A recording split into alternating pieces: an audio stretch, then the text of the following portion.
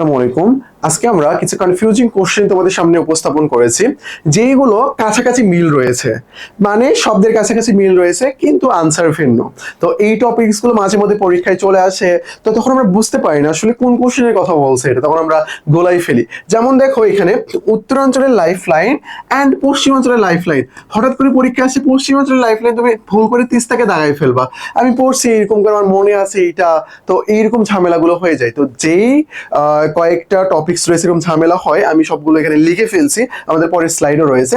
আরো এইরকম যদি তুমি পড়তে চাও সেটা আমাদের জিকে আলটিমেট সাজেশনে পেয়ে যাবা, ওখানে আরো এইরকম কনফিউজিং কোশ্চেন সুন্দর করে সাজিয়ে দেওয়া আছে। তো আমরা চলো দেখি এখানে লাইফ লাইন বলতে অ্যাকচুয়ালি কি বোঝানো হয়। ওই যে নতুন নতুন যখন তোমরা প্রেম করা শুরু করো না, তখন কি করো, গার্লফ্রেন্ড বা বয়ফ্রেন্ডের নিক নেম দিয়ে দাও, লাইফ লাইন এরকম দিয়ে দাও আর কি। তো লাইফ লাইন বলতে বোঝানো হচ্ছে তার উপর আমরা ডিপেন্ডেন্ট, মানে এই ব্যক্তিকে ছাড়া আমরা ভালো থাকতে পারবো না, এরকম বোঝানো হচ্ছে।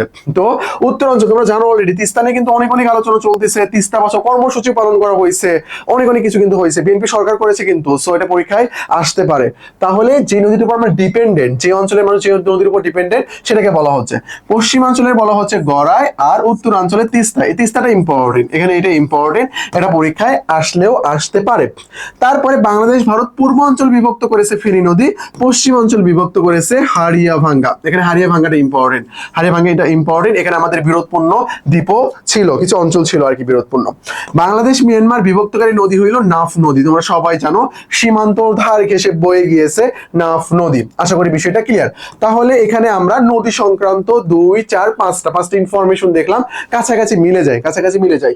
যেমন পূর্বাঞ্চল, পশ্চিমাঞ্চল, পূর্বাঞ্চল, উত্তরাঞ্চল, পশ্চিমাঞ্চল, তারপরে বিভক্তকারী নদী। বাংলাদেশের প্রধান নৃগোষ্ঠী, প্রধান ক্ষুদ্র নৃগোষ্ঠী।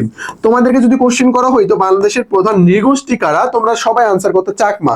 কেন আনসার করতে তোমরা জানো, আরে নৃগোষ্ঠী মানেই হইলো কি, নৃগোষ্ঠী মানে হইলো চাকমা, মারমা, ত্রিপুরা। যেহেতু চাকমা, মারমা, ত্রিপুরার মধ্যে সবচেয়ে বেশি কারা, সবচেয়ে বেশি হলো চাকমা, এই জন্য তোমরা চাকমাকে দাগিয়ে ফেলবা। এটা কিন্তু সবচেয়ে বড় ভুল, সবচেয়ে বড় ভুল। দেখো এখানে কি বলছে, এখানে বলছে বাংলাদেশের মানে আমাদের এই বাংলাদেশের ভূখণ্ডের প্রধান নৃগোষ্ঠী কারা। নি মানে হলো মানুষ, গোষ্ঠী মানে হলো জাতি। আমাদের এই বাংলাদেশের প্রধান মানুষের জাতি কোনটা, বাঙালি জাতি। প্রধান মানুষের জাতি কোনটা, এটা হইলো বাঙালি জাতি। বিষয়টা বুঝতে পেরেছো? ওকে, ক্লিয়ার। তাহলে কারা, বাঙালিরা। তাহলে কখন ভাইয়া চাকমা মারমা আনসার হবে? দেখো বাংলাদেশের প্রধান ক্ষুদ্র নৃগোষ্ঠী, এই যে জাতিগোষ্ঠী রয়েছে, এই জাতিগোষ্ঠীর মধ্যে কম যেগুলো, যেগুলো কম রয়েছে, যাদেরকে আমরা ক্ষুদ্র নৃগোষ্ঠী বলতেছি, আমরা আদিবাসী বলবো না, উপজাতি বলবো না, ক্ষুদ্র নৃগোষ্ঠী বলবো, এটা পারফেক্ট আর কি। ক্ষুদ্র নৃগোষ্ঠী যারা, তাদের মধ্যে প্রধান কারা, তাদের মধ্যে প্রধান হলো চাকমারা। চাকমারা যখন ক্ষুদ্র শব্দটা ইউজ করা হবে না, প্রধান শব্দটা শুধু থাকবে, তখন আমরা বাঙালিকে দেখাবো। যখন ক্ষুদ্র শব্দটা আসবে তখন আমরা চাকমাকে দেখাবো। পার্বত্য চট্টগ্রামে কতটি উপজাতি বসবাস করে, এটা নিয়ে এত বেশি কনফিউজিং, কোনো বইতে 12টি, কোনো বইতে 13টি, কোনো বইতে 11টি।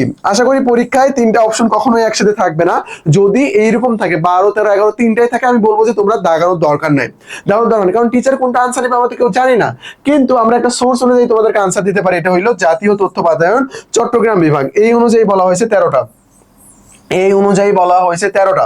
আমি এখানে তোমাকে 2টা কথাই বলতেছি, তোমার যদি মনে হয় তুমি দাগাবা তাহলে 13টা দাগাতে পারো, তুমি মনে করো যে না 2টার মধ্যে কোনটা অ্যান্সার হবে এটা আমরা জানি না, কনফিউজিং একটা বিষয়, টিচার কোনটা নেবে আমরা কেউই জানি না। এটা যদি এরকম মনোভাব তোমার মধ্যে থেকে থাকে তাহলে বলবো দাগাবা না, কারণ ঠিক হইলে 1 মার্ক পাবা, না হলে ভুল হলে কিন্তু 1.25 তোমার টোটাল মার্ক থেকে কেটে নেওয়া হবে। বুঝতে পারছো ব্যাপারটা? আর যদি মনে করো যে না চট্টগ্রাম বাজার এটা হিসাবে ঠিক আছে, তাহলে তুমি 13কে দাগাতে পারো, রিস্ক নিতে পারো, এটা হলো রিস্ক নেওয়া, এটা হইলো রিস্ক নেওয়া। রাঙ্গামাটিতে মোট কতটি উপজাতি বসবাস করে, এটা 11টি হবে, এটা 11টি হবে। আচ্ছা, তারপর যদি আমরা দেখি, দেখো জাতীয় কৃষক দিবস, জাতীয় কৃষি দিবস, কৃষক দিবস 30 জানুয়ারি, কৃষি দিবস 1 অগ্রহায়ণ, 1 অগ্রহায়ণ। পতাকা দিবস 2 মার্চ, এটা কিন্তু ছবিতে পরীক্ষায় আসছিল, ছবিতে কিন্তু আসছিল এটা। পতাকা উত্তোলন দিবস 23 মার্চ, 23 মার্চ 1971 বঙ্গবন্ধু শেখ মুজিবুর রহমান তার নিজ বাসভবন ধানমন্ডি 32-এ জাতীয় পতাকা উত্তোলন করেছিল, এই জন্য পতাকা উত্তোলন দিবস। বাট এটা এখন আর আসবে না, পরীক্ষায় আসলে এটাই আসবে। 2 মার্চ 1971 সালে কি করা হয়েছিল, ঢাকা ইউনিভার্সিটি বটতলায় জাতীয় পতাকা উত্তোলন করা হয়েছিল। পরবর্তীতে 3 মার্চ 1971 সালে জাতীয় সঙ্গীতের সাথে উত্তোলন করা হয়েছিল। 23 মার্চ 1971 সালে বঙ্গবন্ধু শেখ মুজিবুর রহমান উত্তোলন করেছিল। 18 এপ্রিল 1971 সালে কলকাতাস্থ যে হাই কমিশন ছিল আর কি পাকিস্তানের, সেখানে কি করা হয়েছিল, সেখানে উত্তোলন করা হয়েছিল। তারপর দেখো কর দিবস, আয়কর দিবস, মূসক বা ভ্যাট দিবস মানে ভ্যালু এডেড ট্যাক্স যেটা। কর দিবস 30 অক্টোবর, আয়কর দিবস 30 নভেম্বর, মূসক দিবস 10 ডিসেম্বর। ভাই অক্টোবর, নভেম্বর, ডিসেম্বর, এখানে 30 ডিসেম্বর দিতে তাহলেই হয়ে যাইতো, বাট এটা কিন্তু 10 ডিসেম্বর, 10 ডিসেম্বর। এই যে কনফিউজিং, কাছাকাছি বিষয় রয়েছে। এরকম যদি আরো পড়তে চাও, আমাদের আলটিমেট সাজেশন বইটা রয়েছে, রকমারিতে পেয়ে যাবা। আলটিমেট সাজেশন লিখলেই চলে আসবে, ওখানে আরো বিষয়গুলো সুন্দর করে উপস্থাপন করা আছে। পুরো অ্যাডমিশন কেন্দ্রিক ওই বইটা রচনা করা হয়েছে। অ্যাডমিশনের যে রিলেটেড কোশ্চেন গুলো বারবার আসতেছে, ওই টপিকস গুলো সেখানে উপস্থাপন করা হয়েছে। ওকে, তো আমাদের কয়েকটা কোর্স লঞ্চ করা হয়েছে, আমি তোমাদেরকে বলি। ঢাকা ইউনিভার্সিটি ফাউন্ডেশন, তারপরে Chittagong university foundation, Rajshahi university foundation রয়েছে, তারপরে সেকেন্ড টাইম ফাউন্ডেশন রয়েছে, ইংলিশ ফাউন্ডেশন রয়েছে, আর ডিসিউ রয়েছে। তো তোমার যেইটা প্রয়োজন তুমি সেইটাতে ডিরেক্ট ভর্তি হয়ে যেতে পারবা, একেবারে নতুন করে সবকিছু শুরু হয়ে যাবে। তো দেখো এখানে আসলে ডিটেলস সবকিছু দেওয়া আছে, আমি কোর্স সম্পর্কে একটু বলি।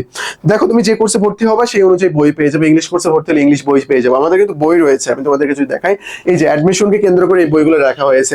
বাকি যে কোর্সগুলো রয়েছে আমাদের foundation, Chobi foundation, Rabbi foundation, second time foundation, first time foundation, এই কোর্সগুলো ভর্তি হলে তুমি 3টা বই পেয়ে যাবে, Bangla English GK, Bangla English GK. তারপরে ঢাকা ইউনিভার্সিটি ফাউন্ডেশন এবং সেকেন্ড টাইম ফাউন্ডেশনে ভর্তি হলে অ্যাডমিশনের শেষ পর্যন্ত যতগুলো কোর্স আসবে সবগুলোতেই ফ্রি অ্যাক্সেস পেয়ে যাবা।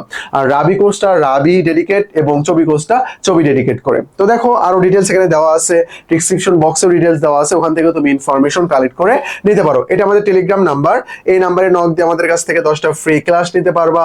এই নাম্বারে নক দিয়ে অ্যাডমিশন রিলেটেড যে কোনো ধরনের প্রবলেম আমাদের কাছ থেকে সলভ করে নিতে পারবা।